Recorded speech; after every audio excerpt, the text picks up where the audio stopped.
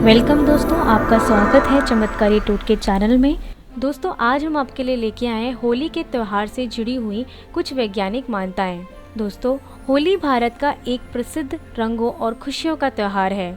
ये त्यौहार भारत में प्राचीन काल से आज तक हर वर्ष फागुन मास की पूर्णिमा के दिन मनाया जाता है।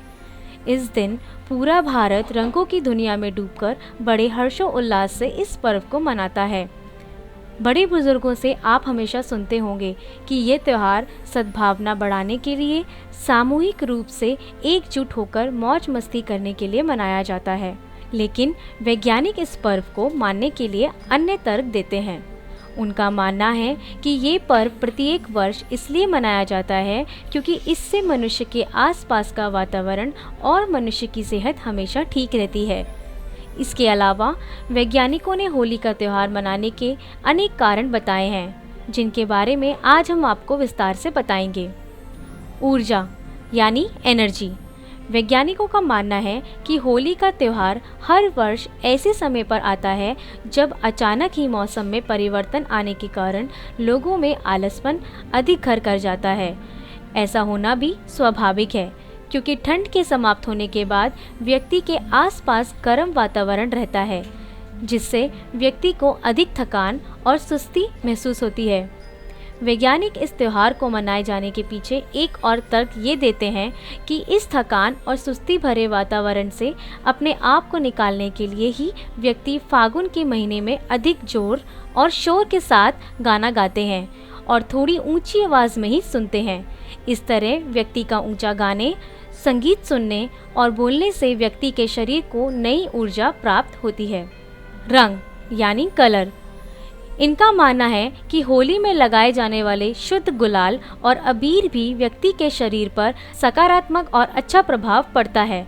इसके साथ ही अबीर और गुलाल को जब पानी में मिलाकर लोग एक दूसरे के शरीर पर डालते हैं तो इस रंग मिले पानी से लोगों के मन को शांति और सुकून मिलता है। व्यक्ति के शरीर को नई ताजगी मिलती है। रंगों से खेलने से शरीर के अंदर सकारात्मक ऊर्जा उत्पन्न होती है। वैज्ञानिकों का मानना है कि मानसिक विकास के लिए भी रंग अच्छे होते हैं। होली दिवाली की तरह ही एक महत्वपूर्ण और धार्मिक त्यौहार है, इसलिए इस दिन से कुछ दिन पहले लोग अपने घरों की साफ सफाई करते हैं, जिससे घर की धूल मिट्टी घर से निकल जाती है और घर में उपस्थित कीटाणुओं और मच्छरों की भी छुट्टी हो जाती है। त्वचा यानी स्किन।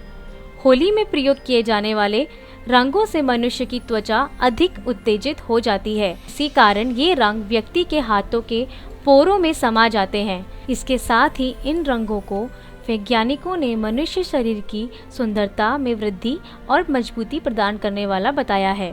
होलिका से जुड़े वैज्ञानिक तथ्य। वैज्ञानिकों का मानना है कि होली का त्यौहार मुख्य रूप से होलिका से जुड़ा हुआ है। होलिका दहन से जुड़ा हुआ तर्क स्पष्ट करते हुए कहते हैं कि होलिका दहन का कार्यक्रम उस वक्त किया जाता है जब शरद ऋतु समाप्त होती है और वसंत ऋतु का प्रभाव होता है। इस समय में वातावरण में अधिक बैक्टीरिया जीवित होते हैं, जिनका प्रभाव हर मनुष्य के जीवन पर पड़ता है। लेकिन जब होलिका दहन की पूजा समाप्त करने के बाद होलिका जलाई जाती है, तब करीब 145 डिग्री फ़ारेनहाइट तक वातावरण का तापमान बढ़ जाता है और जब इसके आसपास लोग घूमकर होलिका की परिक्रमा करते हैं तो होलिका से निकलता हुआ ये ताप लोगों के अंदर के तथा उनके आसपास फैले बैक्टीरिया को नष्ट कर वातावरण को बिल्कुल शुद्ध कर देता है। होलिका की राख। होलिका दहन की सभी लकड़ियों के जलने के बाद बची हुई राख भी बहुत ही फायदेमंद होती है। दक्षिण भारत में लोग इस राख को अपने मस्तिष्क पर लगाते हैं ताकि उनका स्वास्थ्य हमेशा ठीक रहे। वैज्ञानिक दृष्टिकोण से अच्छे स्वास्थ्य को प्राप्त करने के लिए ये बेहद ही उपयोगी तरीका है। नववधु के लिए अपशगुन क्यों होता है होलिका दहन? माना जाता है कि होली से एक दिन पहले नववधु को अपनी सास के साथ नहीं रहना चाहिए तथा उसे होलिका को जलते हुए भी नहीं देखना चाहिए। इसके पीछे के तर्क को समझाते हुए वैज्ञानिक कहते हैं कि होलिका दहन को मृत संवत्सर का चिन्ह माना जाता है, इसलिए नवविवाहित स्त्री को किसी मृत को जलते नहीं देखना चाहिए, उसके लिए ये अशुभ होता है। तो ऐसे ही चमत्कारी टोटकों के लिए देखते रहिए हमारा चैनल।